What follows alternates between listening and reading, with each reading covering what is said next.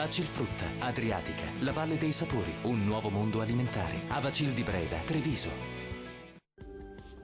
Bella giornata di sole, clima primaverile, temperature anche in lieve aumento. Vediamo il dettaglio.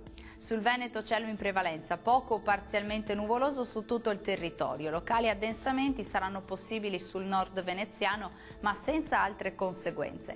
Diamo uno sguardo alle temperature. Le massime sono previste intorno ai 18-22 gradi, valori notturni tra 8 e 10 gradi circa. Che tempo farà invece sul territorio del Friuli Venezia Giulia?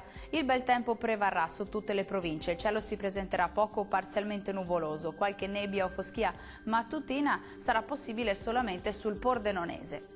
Temperature massime in aumento tra 19 e 22 gradi, minime tra 8 e 10 gradi circa. Concludiamo con uno sguardo alla situazione del Trentino Alto Adige, tempo che migliora con il cielo che si presenterà poco o parzialmente nuvoloso su tutto il territorio regionale.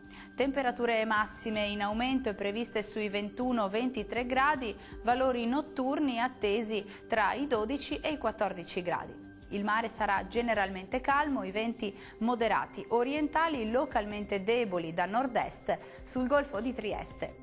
Dal meteo per ora è tutto, arrivederci.